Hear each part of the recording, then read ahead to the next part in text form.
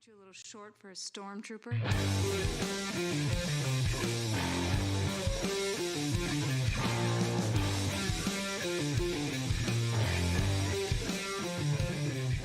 What's up, nerds? Welcome to another episode of the Multiverse Report. Tonight we are recapping Shazam! Fury of the Gods. From the Daughters of Atlas to the Philly Fiascos and everywhere in between. My name is Mike Gibson. With me as always is Steve Haller. What's up, Steve? Well, it's been a minute since we've talked, but seems like a lot has Yeah. happened, including the drop of this movie, which I have not seen, and I still have not True. seen the first one, but I'm actually Right. quite intrigued as to how this went, because it's currently baffling in the pop culture sphere how a major label movie can drop with only, 30 million in opening weekend revenue, and that seems bad. I know, right? Like there's a couple factors here. Yes, one, I'm seeing like a negative, not even reaction. Like anybody I've seen that have seen the movie, I've seen mostly positive reviews of the movie, and I straight out, I'll tell you, I liked it a lot. I thought it was Right. great. But I think the negativity is really coming from a lot of these people that are looking at these final four DC EU movies as being like lame duck movies, like we've talked about in the past. Like, Yeah. why should I bother going to see this if it's not going to continue? And I don't know, like we've talked about that. Like David Sandberg, the director, has come out and said before, like it's maybe not a lame duck movie if you go to see it. If people like this movie, they might keep it around. Right. But also on the flip side of that, this is not like an Avengers Endgame level budget film. This is like a mid-budget superhero film, and it always has been. And I would say the first one, I'm sure it's got a higher budget than the first one. The first one is relatively a lower budget superhero film, although it is great, and it's one of my favorite DCEU films. So I don't know. There's like a weird, like if you like Shazam, you like superhero movies, just go see it. Who cares? Like, I think, I mean, it's unfair, but it's also true to say that it's Marvel's fault for putting this idea in everybody's brain about like it doesn't matter unless it connects to something else. Like this is a waste of time for me unless the story is bigger. It's like, no, that's not true. Like, do you see it's any movie you go to see need to connect to something else? Like, did you watch Banshees of Inisherin hoping that it's gonna go like open up a big universe of Right. Irish tragedies or whatever? Like, On no, made-up man, islands. just see a movie because you like the movie. If you like superheroes, if you like Shazam, if you like Zachary Levi, if you like fun family movies, super action movies, then go see this movie. Like that's the long and short of it. But I think like people are just conditioned to expect connectivity, and it's not even like guaranteed that this is not going to connect to anything. It's just like the threat of it not connecting to anything is like turning people off for it. Right, and especially in superhero movies. I mean, we've seen in the past, like back in the day, you had, we talked about it last week, Hellboy. Hellboy didn't tie into anything. It was just a movie. Yeah. Right. Yeah. The original Blade. Because it looks cool. The original Blade was nothing. It was just, it was Wesley Snipes killing vampires. Yeah. So many superhero movies from like the 90s and before were not guaranteed hits. We're not guaranteed to get a sequel. Like, I don't think Tim Burton made Batman 89 knowing that he was going to make a sequel. Right. I don't think, Sam Raimi didn't make the first Spider-Man movie necessarily thinking he was going to make Spider-Man 2, and same with the X-Men movies or anything. Like, they were just like, okay, let's try this. And like you said, Blade is a perfect example. Like, there's no way people thought Blade was going to be a trilogy. I'm sure they made that movie. They weren't thinking of the overarching vampire verse. It was just like, okay, cool. Exactly. And like Hellboy's a great example too. Like, yes, that got a sequel, but like, I mean, who knew that was going to make any money at all? Or there was a Spawn movie. You're right. Yeah. And I went to see that. I didn't go to see it thinking that it was going to be 30 movies or whatever. But now we're in this mindset that every superhero movie has to connect to a larger thing. And I think that is bad. I think you should just go to see a movie if you want to see a movie, regardless of whether it connects to whatever, what have you. Well, and that's also for, I guess, even for comic book movies. Like you're ruining a lot of, one-offs, one-shots. Like there's been a lot of great stories told in very small form or format that don't need to connect to anything. Right. Do you want to see, God Loves Man Kills in like live action form it's not going to connect to the greater X-Men universe. It's just a story. Right, exactly. And I wish they would do more of that stuff. And I think that's why it's important. And what I've talked about in the past, what I think Marvel is going to start really having a problem with is making these movies that appeal to people that have never seen a Marvel movie, or people that aren't already invested in the 30 plus movies that they've already seen. And it's getting, their continuity is starting to mirror the comic continuity, which is intimidating for people who are not comic readers, you know? And it's becoming like, oh, I'm not going to go see, like, why was the drop from week 1 to week 2 of Ant-Man Quantumania so severe?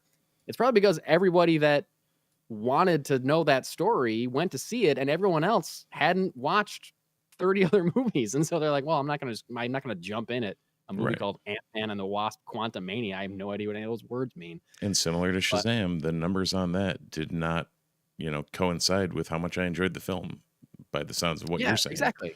Yeah, exactly. I mean, in general, like, I feel like there's another angle to this, is that I feel like as a culture, we've become kind of obsessed with box office numbers and assuming that a high box office means it's a good movie. And that has never been the case. Certainly never been the case. There's been bad movies that have made hundreds of millions of dollars. And there's good movies that fly under the radar and they become cult hits later on. And Shazam, I think, Shazam made $30 million. I think it was projected early to make like 35 to 40. So it's not like it's even that under expectations, really.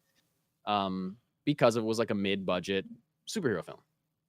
Anyway, I really like this movie. Like I said, I went in, because I had heard like some mixed things and blah, blah, blah. I went in with kind of like leveled expectations. But also remembering that I really liked the first movie and remembering things that I liked about it. I thought it was a very natural like extension of the plot from the first movie, or from the characters from the first movie. Everything felt very natural based on where that ended. There's even like a plot point that comes directly from something like seemingly innocuous that happens at the end of the first movie that is like, oh, because you did this tiny thing, it has caused this big problem. Like, so that was cool. I thought everything was really natural. The characters, it was, I don't know, it was fun seeing those characters again, because in the first movie, it's a family-based movie, and there are, family interactions and like relationships there, and strain or heart, in varying places. All that kind of is still there. There's still like, Billy Batson in the first movie. Billy Batson, he's a foster kid, and he has been through many different foster homes. He's never settled down in one. He gets placed in a new one, and he's trying to get out of it. But ends up learning to love those people and accept them as his family, and that's like part of the arc of the first movie, and it's beautiful. And there's still. They don't like just abandon that. There's still talk about like, well, now I'm about to age out of this foster system, and will I become a burden to my foster parents now that they're not going to get checks for me? Now they have to actually like pay for me to do, and they have fostered all these kids. So like, it's a hard, like there's like conflict there. There's like gravity to what they're thinking about in their normal lives, I would say. So there's a lot of heart there. I will say that there are some effects that were a little janky. Like as far as CGI, there were some that were like just knocking it out of the park. Great. You could tell like the final like climactic battle was like, oh, this is where they put everything else. Like all those other times when Lucy Liu was riding a dragon, I could tell that it was green screen. It's because they were saving it for this. Stuff like that. It wasn't enough to like take me out of the movie at all. But you could just tell that there was some effect, dodginess. Well, and we've also talked a lot about how, like, me especially, but like janky effects aren't, they're not going to take you completely out of it either. Yeah, we just talked about it recently, I think, on our most recent episodes. Like, if you are invested enough in the story, whether it be TV or film or whatever, then you're not going to mind. Right. You get a little hiccup of like, oh, okay, back into it. Exactly. So there's a little bit of that.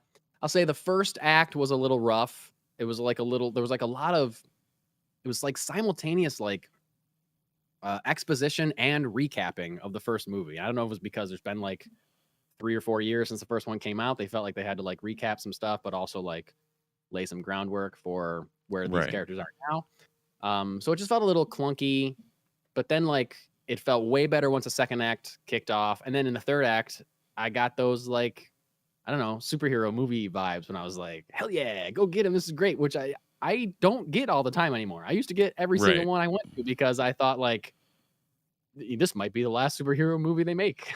Like Hindsight, here we um are. yeah, exactly. And I don't think, I don't know that I've gotten those from a Marvel movie since like Endgame, maybe. But maybe a little bit of the Spider-Man here and there. But like maybe like the Batman put me in that like mindset. But I yeah, think it's few and like far No Way between Home, lately. for all of the issues that we've talked about with No Way Home, that Oh, last there's some battle great stuff in definitely there like that for got sure. me into the superheroes. Yay. Yeah, yeah, It's exactly. Spidey. Yeah. Right. When it can make you feel like a kid, Yeah. or like then you know that like it's working, Hmm. like it's doing the right thing. Um, and I felt that at the end of in the third act of the big climax of this movie. Um, everybody in is great. Zachary Levi is great. I think it's Asher Angel is the kid's name that plays Billy Batson. He's great, although you can definitely tell all of these kids have grown up since Oh the yeah. first one. To the point where the girl that plays Mary, um, the girl who plays Mary is not replaced by an adult when she turns into her superhero alter ego. It's just the same Ah. girl because there's not enough of an age difference there anymore. Um, and at some point, I feel like when is it gonna like they're already saying in this movie that Asher Angel is 18 or that Billy Right. Batson is 18. So like when is it just gonna be Zachary Levi? Right. Um, but everyone was really good. Lucy Liu, Helen Mirren, so good as the bad guys. Rachel Ziegler from West Side Story is also in this movie. She is wonderful. Um, I can't remember what's the guy that plays Freddy. I don't remember his name, but he was really good as well. Everyone in it's very great. Um, I will say that I thought there were some dramatic moments that are delivered by Zachary Levi to like members of his adopted family, where I think would have hit harder if it was being delivered by Billy Batson as like the kid, because sometimes there's a disconnect. And I felt this a little in the first movie, but not enough to Yeah. really take it away. Like sometimes there's a disconnect between like, okay, I'm supposed to believe that these two people are the same person, just one is a child and one is an adult. They don't necessarily look like each other. I think in this movie they do a better job of acting like each other than Yeah. in the first movie. But like if a if there's a dramatic moment that starts with the actor that is playing Billy Batson, it's not necessarily hit home if it is, if the delivery or the payoff for that moment is delivered by Zachary Levi, it doesn't necessarily translate as hard. You know what I mean? Because Yeah, it's a I could see different that. actor. Yep. Even though they're the same person, superpowers or whatever, but it's, Yeah, but it's still not the same. yeah, You're not getting the same visual effect. right. Yeah. Um but it was really good. I liked it a lot. It probably could have been a little shorter. Like people are saying it's overstuffed, and I think like it's definitely like bigger than the first movie because the first movie was very like, kind of like singular, which is something I really like about it. And it is bigger because like there are more effects, like that dragon that you see in the trailers, like that's a big part of it, and there's other monsters and stuff. Um, but it wasn't like they kind of implied that this could be a danger to the whole world, but it wasn't like we need to save the world. Like they're really just trying to save the city, so it was still like lower stakes, I guess. Like if they hadn't saved the city, then it probably could have gone to the entire world. But they don't really say that. They just talk about saving the city. It's not like they're Right. going from the first movie where it's small stakes to all of a sudden gigantic. We need to, we're saving the universe. So it's like I kind of like that it wasn't just like well, why aren't you just calling Superman or whatever to help you? Um, I like that a lot. There's one other thing I was just gonna say about it. I gotta say that I think part of the reason that people are also turned off by this movie is that both Shazam movies are very true to the character of Shazam, who is a lighter character. Yep. He's more fun, and sometimes he's straight up goofy because it's like a mix of genres. He's like a Superman analog, Mm-hmm. He's like a Superman analogy, but also his powers come from magic and he fights crazy monsters. He doesn't fight, Lex Luthor or other necessarily superpowered villains. He's just fighting monsters a lot of time. And I feel like some people want all of their superhero movies to be like gritty and for adults and whatever, but this, like the first one, this is a superhero movie you can take an 8-year-old to, you know, like it's PG-13, but Right. it's kind of barely PG-13. And there are scary parts of it, just like there in the very scary parts in the first one. And that's because David F. Sandberg is a director that got his start in horror. He made like the Annabelle movies and stuff. He's a horror director, and you can see that come out in certain sequences or in certain like effects, things like that. Like, oh yeah, I forgot this guy's a horror director. And you know, the creature design, I think, because it like stems directly from probably his influence in horror, because there are some really gross and some terrifying monsters, especially towards the end of this one. There's like a weird lion with bat wings but a scorpion tail, like just like really scary stuff, which I wish we spent more time with them. But aside from that, this is really a barely PG-13 movie. Like this is a lighthearted, fun, literally family action movie. Like this is a movie for families to watch, and it's not the Batman, it's not the Dark Knight, it's not the Suicide Squad, it's not Logan, it's not Deadpool. You know, I think there's a lot of people that are turned off by a more family friendly superhero when they want all their stuff to be like as adult as they are, or as adult as whatever Deadpool is or something. Yeah. So I think that's also probably a reason that some people aren't going to see it, but I don't know. I thought it was great. I'd encourage everyone to go see it. I probably only have one or two more things to say about it, and I believe that they are spoilery. So, see, for you, I don't think they're huge spoilers for someone like you who isn't as invested. But if you do want to go into Shazam: Fury of the Gods with zero spoilers, stop listening right now. Stop. And as soon as I say these, we're going to end the episode because we got a big full episode to get to. So you don't have to like skip ahead. You can just stop listening right now. Okay? You're done. And I'm going to talk spoilers in 3, 2, 1. This is like a trope of a lot of superhero movies. You know, when the hero or a hero has to sacrifice themselves to save the day, but oh, guess what?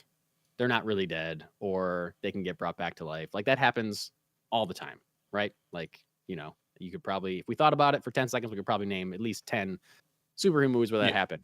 But I gotta say, that happened in this movie, and they really linger on it. Like they really do. Like they bury him. Oh yeah. There's a grave for Billy Batson. And because of the James Gunn new DCU stuff, I was like, holy shit, they just killed him. Like I really 100% thought he was dead. Like I was literally, my hands were on my head like they are now. If you're watching this on YouTube, I was like, are you kidding me? They just killed him. Like that's how they're going to deal with this. Like, and then I'm like, that's what's going to happen to Ezra Miller's Flash. That's what's going to happen to Aquaman. Like they're just all going to die. And then James Gunn's going to run with his, you know, universe. But no, he gets brought back. And how does he get brought back? It's the other big spoiler of this movie. You know, the wizard Shazam is standing over his grave saying, there's no magic left in the world. The only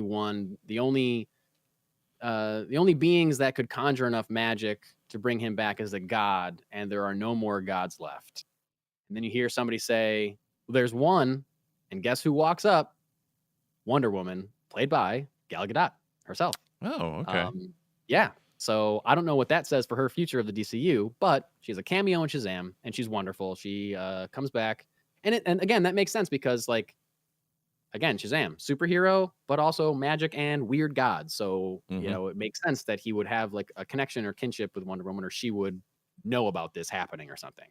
So she comes back, resurrects Shazam, and he awkwardly flirts with her very cutely, and you know, then the movie ends. I will also say that there are 2 great post-credit sequences. And I think it's either that it was super late, because I went to a late show, like it was after midnight when this movie got out for me. So I don't know if it was that, or that DC hasn't conditioned people to stay to the very end of the credits yet, like Marvel has, because I feel like sometimes their movie has like a post-credit scene, and sometimes they don't. It doesn't seem to be guaranteed. Right. And when you get a mid-credit scene, I think sometimes you're like, okay, that's going to be it. I'm going to leave. I was the only, like, the theater was a smaller theater because it was like a 9:30 show, and it's a 2-hour movie. So it was one of the smaller theaters. There's still a good amount of people in it, but I was the only one that stayed to the very end of the credits, which I thought was great. I was like, this is just a private showing of this post-credit scene for me. Anyway, the mid-credit scene was Amelia Harcourt and John Economos from the Suicide Squad Okay. showing up and offering Shazam a place on the Justice Society, which I thought was interesting because we saw the Justice Society in Black Adam. And who knows if any of those characters, we know Black Adam's not going to be a part of at least chapter 1 of James Gunn's DCU, but who knows if, Hawkman or Dr. Fate or whoever are going to show up. Well, we technically don't know because Gunn flat out say they're not part of phase 1? Because he had said they haven't released the entire slate for part 1. No, they have not. He said that Black Adam is not part of chapter 1. Okay. But we don't know about the any other characters from that movie. The next 4 here. Yeah. Exactly. So could be. And I thought it was great. And then the post credit scene is the villain from the first movie still in jail, getting another meeting. Steve, you haven't seen the post credit scene from Shazam, so you don't know what I'm talking about. And I can't wait to see your face when you find out that there's a character in DC Comics called Mr. Mind, who is a super intelligent Venusian worm. He's a caterpillar or worm from Venus, who is a super genius and just tries to take over the world. And he wears this little like communicator box so he can like speak English to people. It's insane. All right. I'm in. It's wild. And at the post-credit scene of the first Shazam movie where the villain is in jail, Dr. Savannah, and he's visited in his little jail cell by this little worm that says like, we're gonna work together or something. And so this was another one being like, the guy's like, where have you been? It's been 2 years. I've been in here by myself. He's like, I have been working on my secret plan. Just like you're literally like a little caterpillar. It's insane. That's great. And like, for that reason alone, I hope they make a third Shazam movie because I need to see a whole Shazam movie where the villain is a tiny little caterpillar worm guy. We go from Suicide Squad, giant starfish, to Shazam, tiny worm. Yeah. Okay. But James Gunn would be all about a villain being Mr. 100%. Mind, evil. That's right in his wheelhouse. Yeah. All right, that's Shazam! Fear of the Gods. I really love this movie. I would say it's probably high, like a little above the middle of probably my whole DCEU rankings as they go.